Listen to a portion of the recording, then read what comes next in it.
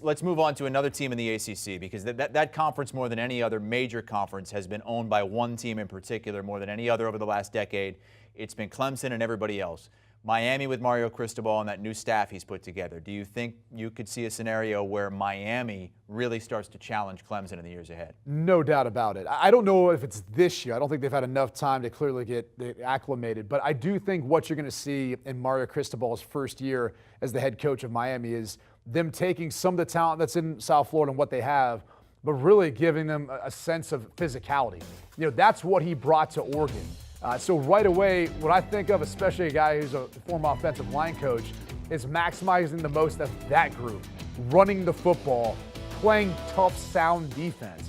This is going to be an extremely well-coached team. I think, going back to the offensive side of the ball, look at the staff that he's put together. He stole Josh Gaddis from Michigan. So you're going to see multiple tight end sets. We've already seen that a little bit throughout the course of their spring practice. And so you're going to see a lot of two tight end sets, utilizing some of the talent that they already have on their roster and being able to play a little more smash mouth football. Something that maybe isn't quite as common in the ACC, but something that Mario Cristobal, trust me, will bring with this talented group that he's brought as far as the coaching staff. So I love what he's done so far. I think the best is yet to come, but watch out for their offensive line, blocking schemes. It's not that simplified Rhett Lashley zone scheme and box count reading. You're going to see gap, man, zone blocking schemes mixed in throughout, multiple personnel groupings. Probably more running the football than maybe Miami fans want to see, but it's going to be effective. I can promise you that. I hear you're bullish on Miami. I'm not quite as bullish yet. I need to see it work because we've seen this program. You're a Florida State guy. What do I expect? What do I expect? Look, Mark Richt came back, and he was coming back to the U where he went to college after having a lot of success at Georgia, and they ran him off after a few years.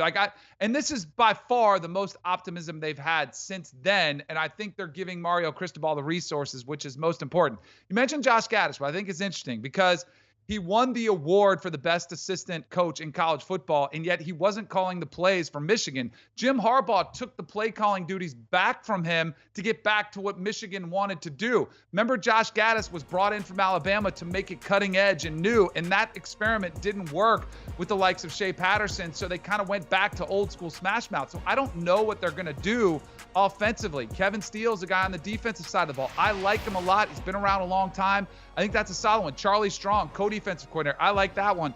I'll give you some reason for optimism, Brady, so you just don't think I'm being a Florida State homer. Tyler Van Dyke is an absolute stud. He came off the bench last year and took over the starting job from Jared King and did not look back. I think this is the reason I would be most excited if I was a Miami Hurricane fan. The quarterback position looks solid with him. 25 touchdowns, 6 interceptions last year. He is a stud in the making who's just going to be a sophomore. I think that's what I would be solid, that Josh Gaddis as a quarterback he can build around. And once they get that offensive line a little bit more physical, which will happen with Mario at the helm, then I'll start buying into the Miami Hurricanes. Yeah, I think they need to find some outside wide receivers too, though. Xavier Restrepo, we know what he's going to come. You're typically playing slot. Those tight ends we talked about, Will Mallory. They've got a young guy in Jaleel Skinner. He's got to keep an eye on too. So that's all being part of this passing attack. But you're right. Tyler Van Dyke is one of those quarterbacks that I think he's starting to build some momentum with what he did last year and what he could do at the U, where we might start talking about him being viewed as a lot higher than maybe people realize as far as a future draft pick. But the reality is with Josh Gaddis, I have no reservations about that. I think as far as the story of being told of what exactly and how the plays were being called there was maybe misleading sometimes, because Josh Gaddis was the play caller at Michigan.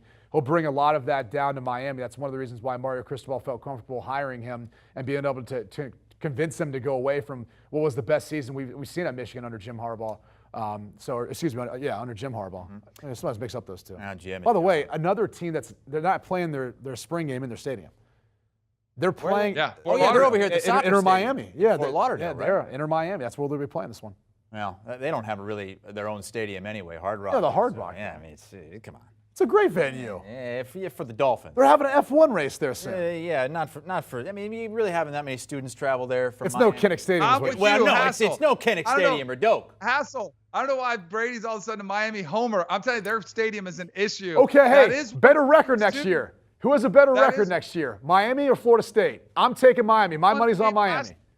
I'll say Florida State. Whoa, that's not surprising. Not surprising. Okay. Well, we'll see how it plays out. We'll see how it goes. Do you want a sports network that delivers everything that matters about the game? The highlights, the picks, the instant analysis, no yelling, no fake debates, no politics. Hit the subscribe button and never miss a moment.